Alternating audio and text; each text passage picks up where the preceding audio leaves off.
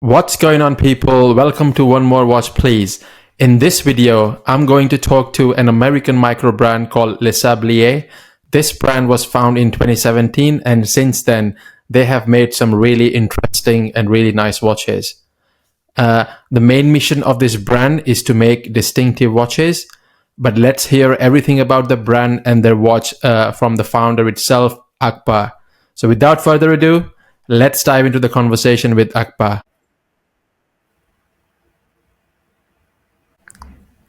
Hey Akbar, welcome to the show. How are you doing today? I'm doing great. How are you? Yeah, I'm good. I had a long day, but yeah, surviving. Good, good. How was your day? Oh, another long one. I know not as long as yours. Here in the East Coast of the U.S., it's only 5 p.m. We must be doing this at GMT time, right? So, Yeah. yeah, 10 p.m. for you. Thank you for letting me do this with you. No. The pleasure is all mine. It will be fun. Looking forward to it. Cool. Why don't we start telling the viewers a bit about your background and how did you get into watchmaking? Sounds good. As Sanket has said, my name is Akbar. I'm the founder of Lesablier. I started the watch world began for me when I was very young. I would love and collect watches since I was just a kid, maybe 7 or 8 years old. Started with baby G-Shocks and a whole bunch of other stuff. When I graduated high school, when I came to college and I finally had some of my own money to spend, I began collecting like crazy. Some of the first few things I would collect is 70s watches, 60s and 70s, primarily things like vintage Omega, vintage Zenith. I liked weird, so I tried to buy as many weird watches as I could possibly buy. In the meantime, I was studying to get a computer science degree. And while I was in college, I sort of came up with the idea for Lesablier. I hadn't acted upon it yet, but I began by buying parts of watches from eBay, from Ofray.com, Esslinger. I would buy a case from one place, hands from another place, movement from another place, put things together. From there, I went to 3D printing stuff. As you can imagine, learning computer science, we had access to like 3D printers and a bunch of other cool stuff. So, I got started there. And at that point, somebody was like, hey, you should sell these. I was not so sure at the time because I knew how to design them, but I never went to watchmaking school. I don't have the steadiest hands. So I never thought I could actually make a watch, but I decided to entertain the idea. And I started the Sablier at the same time, right after graduating college, about 7 years ago now. Around then, at the same time, I started work as a software. I worked web development and software engineering. So I still do that, but my passion is really watches. So, as soon as I log off for the day, I'm working on Lesablier and designing things, building things, a lot of shipping things. But yeah, that's sort of the story of me, how I came to like watches and how I came to start Lesablier. Cool. And when you started your brand, what's your main mission with Lesablier? I think at the time I started, around 2017-18, microbrands were not really a thing as much. There were a few big ones, but really it wasn't an existing field.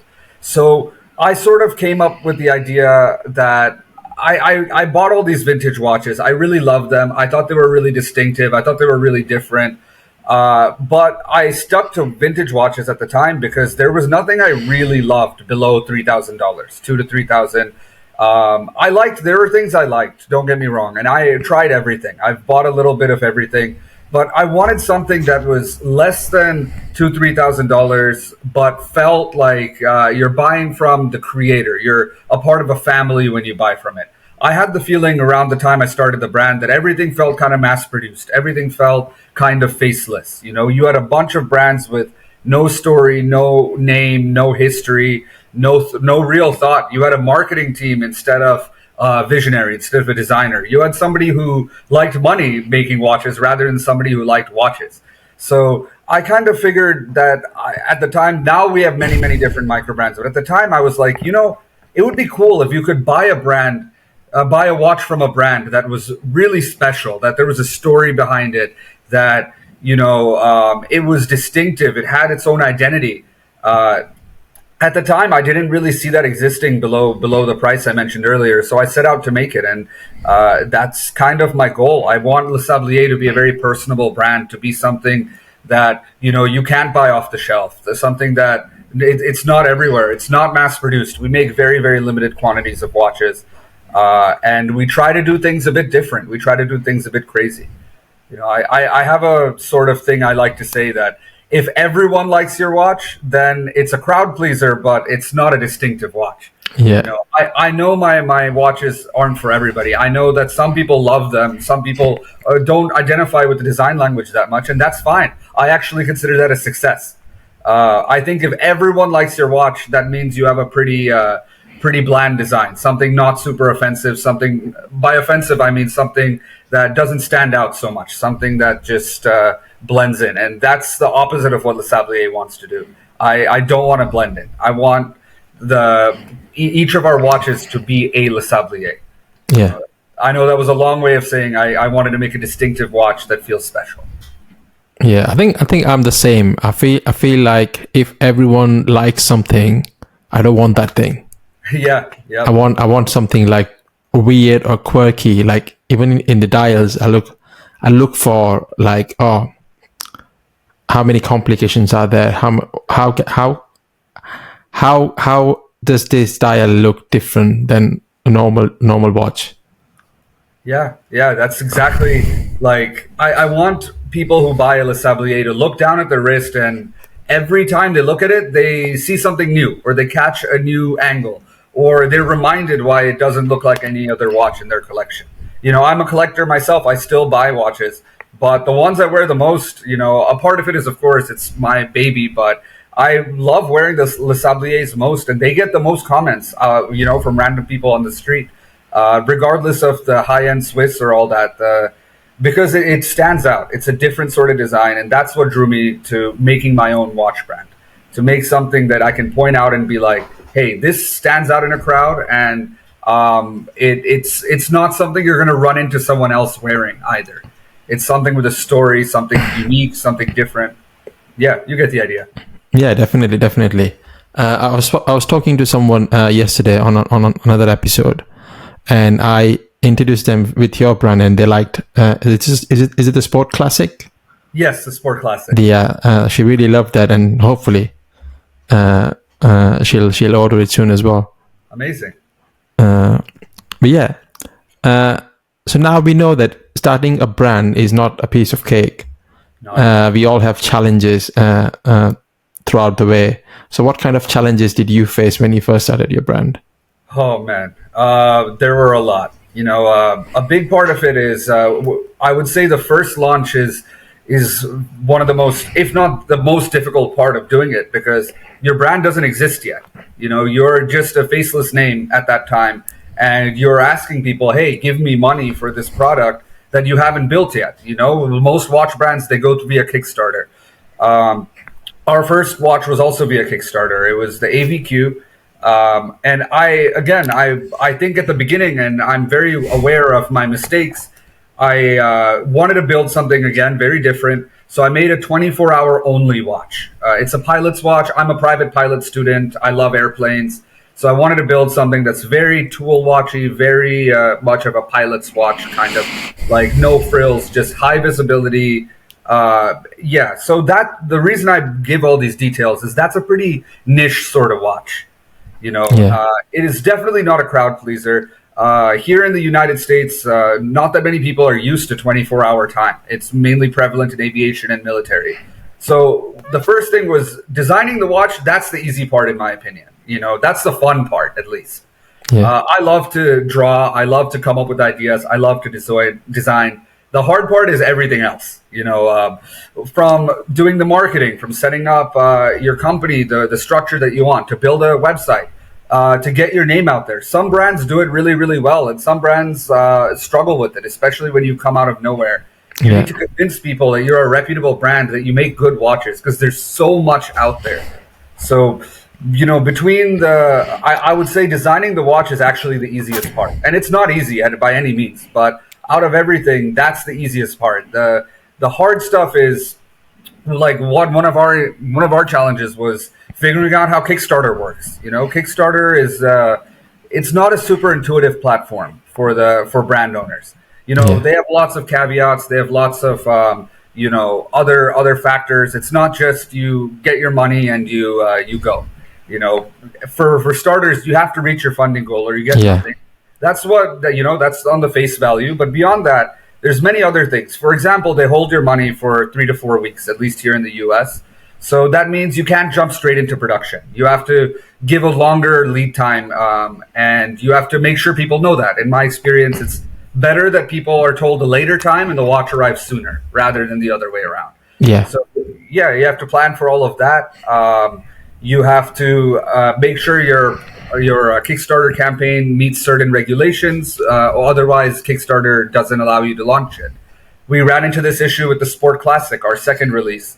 When doing the launch, we thought everything was in order. And when we were about to launch it, they told us that, actually, we need to review something else for another 48 hours. So last minute, we had to delay the launch another couple of days. And then comes the technical part. As I mentioned earlier, designing the watches is the fun part. But as long as you don't own a watch factory, you don't own a case maker, you don't own a dial maker, your designs are not the be all end all. They have to go to a dial factory. They have to go to a case factory. And then they have to look at your designs and be like, can we actually make this? Do we have the materials? Do we have the equipment? Is our tolerances correct for this sort of dial or for this sort of case? So another difficult thing is a lot of your designs have to go through many, many alterations in the process between your first drawing to when you receive a prototype, and then again from prototype onto second prototype onwards. Mm-hmm. So, what you envision in your head isn't always exactly possible. Like the Sport Classic, I love the Sport Classic. I still wear it frequently, but it was supposed to be thinner. And we hadn't sort of pegged down the dial structure at the time. So the watch ended up being pretty thick. And turns out some people really like thick watches. So, it's still got a lot of attention. People still bought a lot of them. But my vision was for it to be a slimmer watch. And at the time, our case maker, we don't work with this case maker anymore, but they were like, the structure that you want, it has a sort of sandwich structure. You can't make it as thin as you'd like to. Yeah. You have to get ready to take your design back to the drawing board many, many, many times. Those are just a couple of the challenges, but there are many, many, many more. Yeah, and I think one of the really common one is the marketing budget as well, isn't it? Yeah. And I think that's why I'm doing what I'm doing here on this channel, to try and support the micro brands to get their name out there. I know I don't have a big audience yet, but when we do have big audience, it will be really helpful to a lot of micro brands. No, you're 100% right. And thank you. It's much appreciated that you're out there doing this. As micro brands, one thing we can't compete on with big brands is marketing.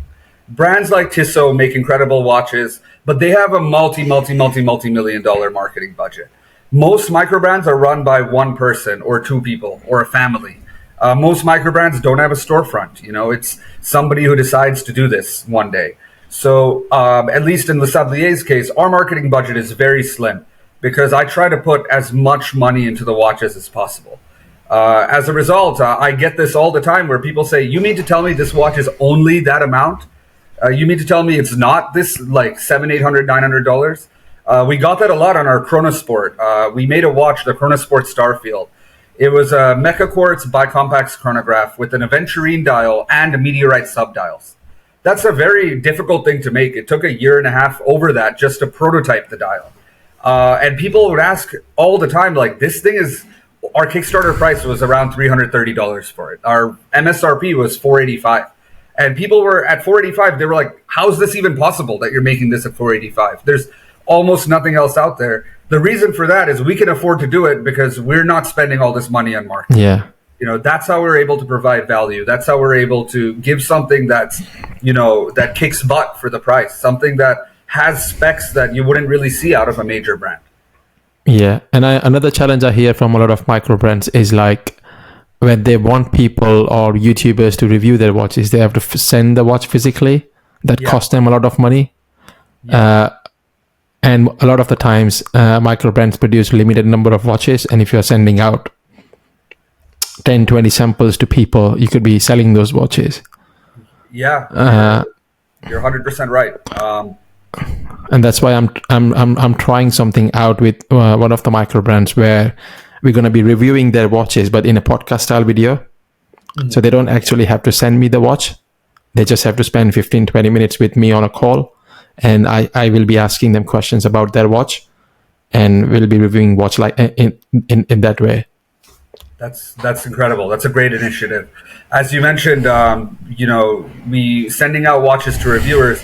It's great. I like to have reviewers have a hands-on experience in the watch. In some cases, as you mentioned, some reviewers request that they get to keep the watch.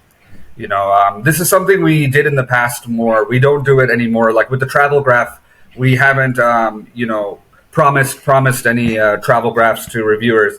I try to get as many grassroots reviews as possible, meaning unpaid, unsponsored. Which is why if you look up our reviews, they're positive. They say the good things, but they also say the negatives, and I want that. Yeah. I want a reviewer to point those things out. But even when they give you the watch back as a micro brand, it costs a lot of money to ship the watch. It costs a lot of money to get the watch back. Yeah. It's a lot of time goes by in between. Plus, we also have to bear in mind that we can't make 20 samples. At Lesablier, we make 2 or 3 samples per color at most. So and I get it. It would probably be beneficial for us to do more samples. But another thing that people might not know is watch manufacturers charge more for the samples than for the unit cost. Yeah.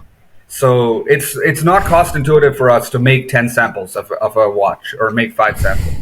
So what you've started is really great, because that allows the brands to retain the sample, to wear it. That's one of the biggest parts of marketing, is to be able to wear your sample, to let people see it on your wrist, to talk about it at events. But at the same time, you can get your thoughts on it and talk through it. Yeah, and you can probably spend more time on quality check as well. Exactly. If you're keeping the samples for more time with you. Exactly. Cool. I think it's about time we talk about the star of the show, the watch itself. So which watch have you got for us today? Right here, I'm wearing our latest model, the Travel Graph, and this in particular is the Constellation variant. So what the Travel Graph is, it's my child, basically. I've spent years making this watch. I originally came up with the idea when I started the brand in 2017. I wanted to make a world timer watch. I love world timers. Grail piece of mine has been the Patek World Timer since I was a kid.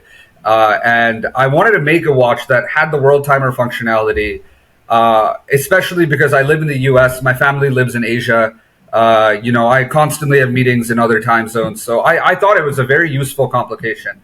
I began by drawing out a world timer in 2017, and it didn't quite work. I was able to make it in quartz, but I was like, no, I don't really want to make a quartz world timer right now. I want to first make a mechanical world timer. I've never shown it before, but I had a full, almost a sample made up to the 3D rendering stage of an actual world timer. However, it was too expensive at the time, because the only movements available were the ETA GMT movement, or the Celita GMT movement, or the Soprod GMT movement. So with each way, the watch would be over $1,000. Mm-hmm. And I wasn't comfortable at the time to make a watch at that price. After a while, I shelved the idea. I worked on other projects like the Sports Classic, the ABQ. But recently, Miyota released the 9075 movement, and Seiko released the NH34. So now we have 2 affordable GMT options out there. What I was instantly drawn to was the 9075, because it has what people call a true GMT, or a traveler GMT, where it has a jumping local hour. Mm-hmm. To me, I thought that was perfect for a traveler watch, which is what the Travel Graph was designed to be. So I, started to design a watch around that movement, and it took a long time. I mean, the first idea began November 2021, I want to say, and we got our prototypes finally in February of 24. Wow. Yeah, it took a long time. There were some very particular things I wanted to do just right. For example, I'm going to take the watch off my wrist. I don't know if the webcam will pick up on it, but one thing that you can kind of see is the depth of the 24-hour ring. It's not on the same level as the dial. It's actually below the dial. If I turn the watch like this, you can see it. Um, I know it affects visibility a little bit, but I think it's still very visible, and I love that it gives it a 3D effect to the watch. Like Yeah. it feels like there's play amongst different levels. On top of that, you might have noticed it has an aventurine dial for the Constellation variant. Aventurine is a material I love. We started in 2019 with the Sport Classic Supernova, which was our first foray into aventurine dials. At the time, very, very few people did it. I can only think of maybe 4 or 5 microbrands that did it back then. And I immediately knew it was going to be good because we sold out of the Supernova immediately. It was our first ever SKU that we sold out of. So we did it again with the aforementioned Chronosport Starfield, which was both aventurine and meteorite. And once again, sold out before we even delivered the first watch. So we did it again for this, and we launched it for pre-order on June 1st. And on June 1st, it was sold out as well. So I think people love aventurine, and I'm glad that people love aventurine because I love aventurine. For those who don't know, aventurine is a very brittle material to work with. It's very, very difficult.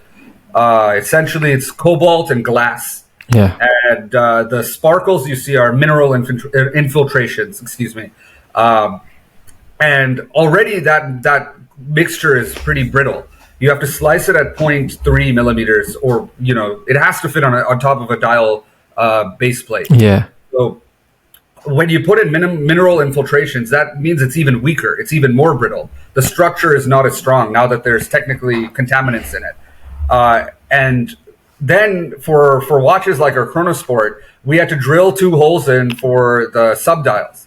We had to drill tiny holes in for the applied indices.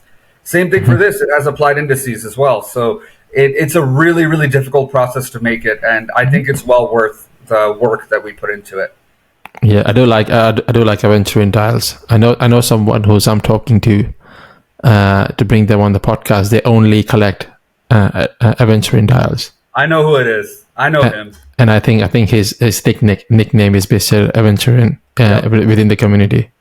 Yeah, tell Lucio I said hi. I think he's just waiting for his latest purchase. Once that arrives, then we're gonna arrange the recording. Awesome. Cool. That's a really nice watch you've got there. I'm sure you're gonna get a lot of interest on that watch. Thank you. So where can the audience learn about your brand? I know you have a website, but are you on social media and other stuff like that? Yeah, we have our main place with the most content is our Instagram, which is just lesablier.watches. We also, as you mentioned, we have a website, which is lesablierwatches.com. And you can also just Google our products. We have a lot of reviews on our different models. Fratello recently reviewed the Travelgraph Constellation. And yeah, that's one. I have a video on the Instagram as well, talking about the Travelgraph, how it works. I didn't go too much into detail about it, but for you World Timer and GMT nerds out there, it's got as I mentioned earlier, a traveling hour. It's got a daylight savings correction, which almost no other World Timer has. So I explain all of those in videos and other posts through my Instagram. That's probably the best way to get information on our products. Cool. And what I'll do is I'll put all the links in the description as well. So make sure you guys check it out. And if you want to know more about the World Timer, let us know in the comment section below, and we'll do another video with Akbar talking more about this model. Amazing. Cool. So I think to wrap things up, what advice would you give to someone who wants to start their own microbrand?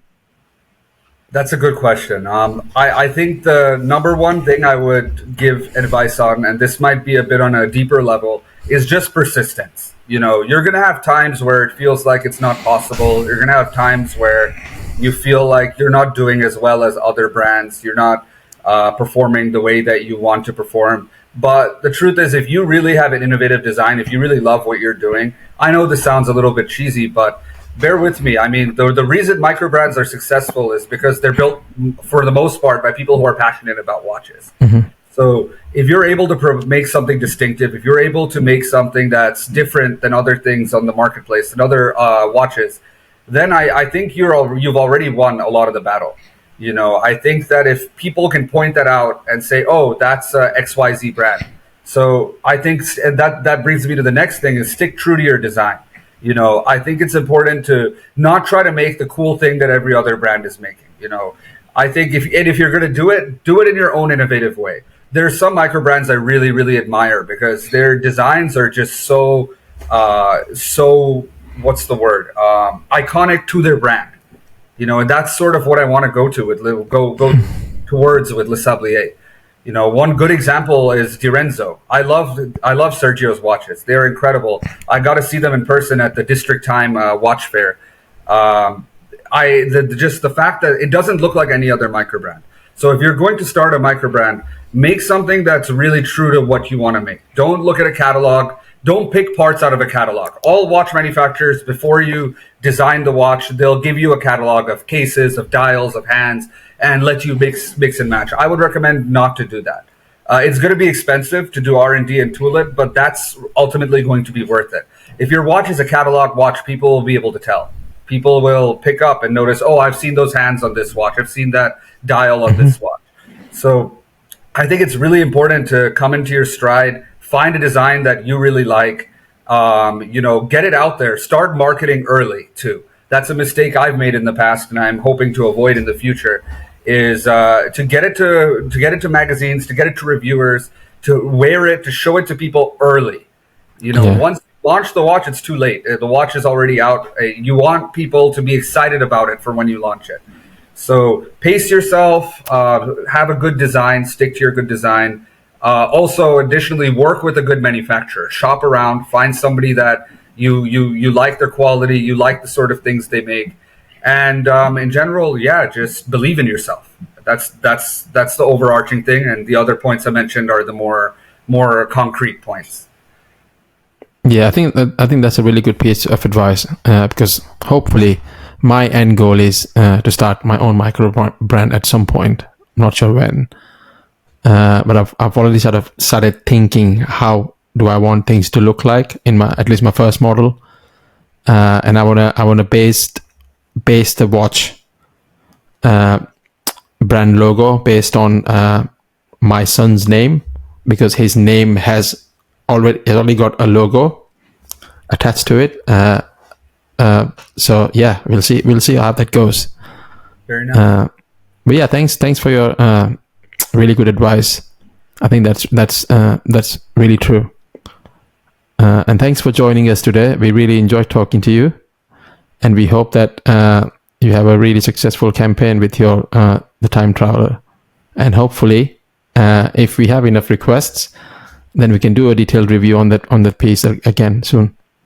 Sounds good. Thank you so much for having me. I appreciate talking to you about this, and best of luck in your new podcast and your journey to start your own brand. I look forward to hearing the success. Thank you. Thanks a lot. Thank you. Thanks for watching this video. If you love this video, make sure you like and share the video and subscribe the channel for more amazing microbrand content like this. One of my main missions through this series is to help microbrand talk about their brand and upcoming models at no extra cost. So if you're a microbrand who's looking to get your brand out there and talk about your models, make sure you reach out to me. And I'll see you in the next one.